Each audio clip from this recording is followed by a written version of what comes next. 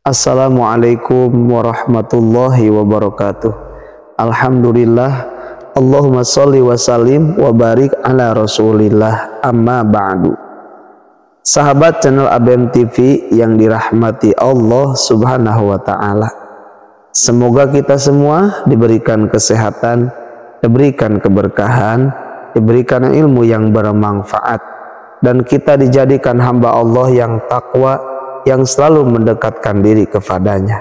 Amin ya Allah ya Rabbal Alamin. Iwan fillah yang dirahmati Allah subhanahu wa ta'ala, pakaian merupakan perhiasan untuk manusia, untuk menutupi aurat manusia. Karena hukum menutup aurat itu adalah wajib, maka memakai pakaian untuk menutupi aurat hukumnya wajib.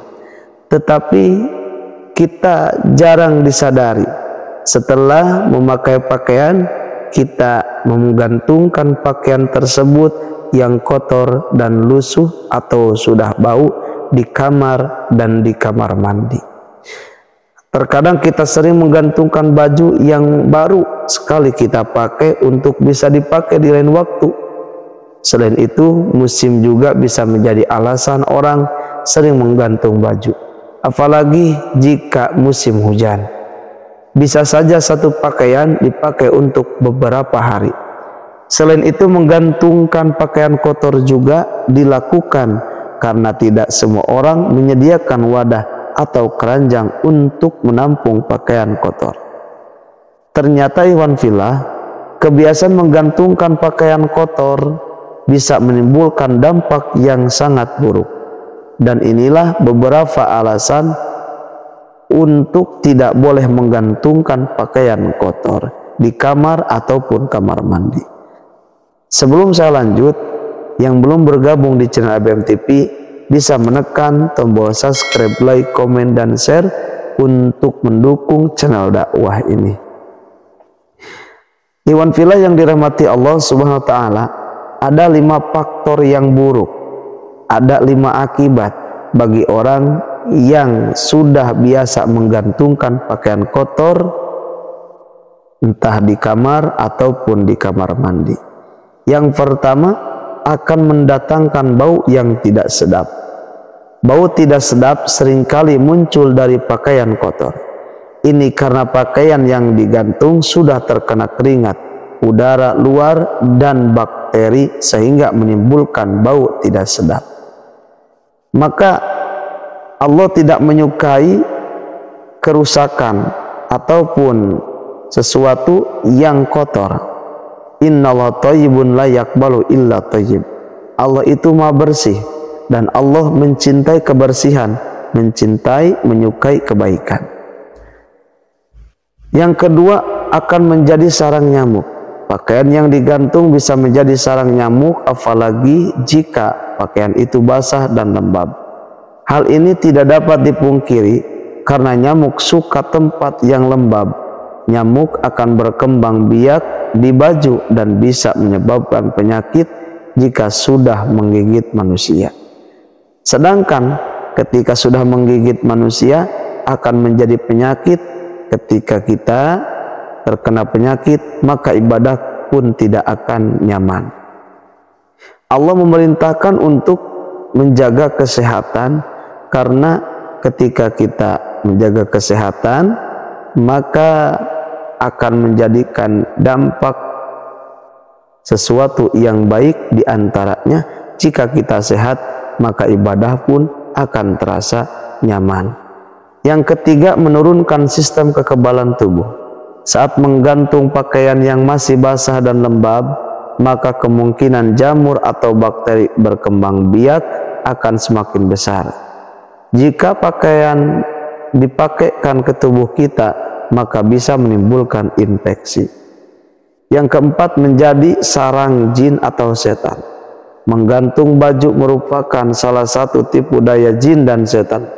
Mereka menghasut manusia supaya menyimpan dan mengumpulkan baju kotor, terutama di kamar mandi.